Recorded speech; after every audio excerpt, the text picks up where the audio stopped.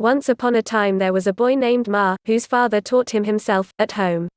The window of the upper story looked out on the rear upon a terrace belonging to old Wang, who had a garden of chrysanthemums there. One day Ma rose early, and stood leaning against the window, watching the day dawn. And out came old Wang from his terrace and watered his chrysanthemums. When he had just finished and was going in again, along came a water carrier, bearing 2 pails on his shoulders, who seemed to want to help him. But the old man grew annoyed and motioned him off. Yet the water carrier insisted on mounting the terrace.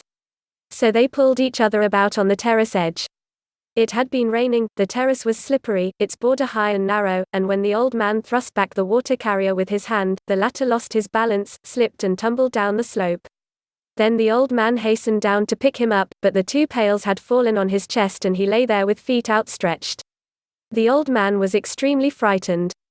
Without uttering a sound, he took hold of the water carrier's feet, and dragged him through the back door to the bank of the stream which flowed by the garden. Then he fetched the pails and set them down beside the corpse. After that he went home, locked the door and went to bed again.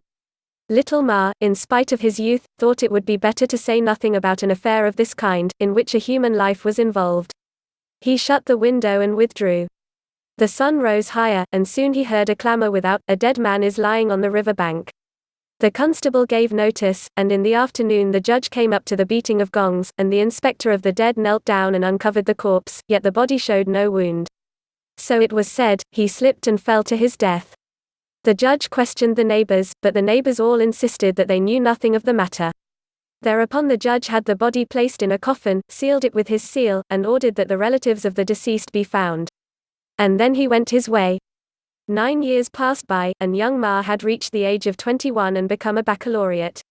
His father had died, and the family was poor. So it came about that in the same room in which he had formerly studied his lessons, he now gathered a few pupils about him, to instruct them. The time for examinations drew near. Ma had risen early, in order to work. He opened the window and there, in the distant alley, he saw a man with 2 pails gradually drawing nearer. When he looked more closely, it was the water carrier. Greatly frightened, he thought that he had returned to repay old Wang. Yet he passed the old man's door without entering it. Then he went a few steps further to the house of the Lees, and there went in. The Lees were wealthy people, and since they were near neighbors the Ma's and they were on a visiting footing. The matter seemed very questionable to Ma, and he got up and followed the water carrier. At the door of Lee's house he met an old servant who was just coming out and who said, "Heaven is about to send a child to our mistress. I must go buy incense to burn to the gods in order to show our gratitude." Ma asked, "Did not a man with 2 pails of water on his shoulder just go in?" The servant said there had not, but before he had finished speaking a maid came from the house and said, "You need not go to buy incense, for I have found some. And, through the favor of heaven, the child has already come to us." Then Ma began to realize that the water carrier had returned to be born again into the life of earth, and not to exact retribution. He wondered, though, for what merit of his the former water carrier happened to be reborn into so wealthy a family. So he kept the matter in mind, and from time to time inquired as to the child's well-being. 7 more years went by, and the boy gradually grew up. He did not show much taste for learning, but he loved to keep birds. Old Wang was still strong and healthy. And though he was by this time more than 80 years old, his love for his chrysanthemums had only increased with age. One day Ma once more rose early, and stood leaning against his window. And he saw old Wang come out upon his terrace and begin to water his chrysanthemums. Little Lee Saturday in the upper story of his house flying his pigeons. Suddenly some of the pigeons flew down on the railing of the flower garden.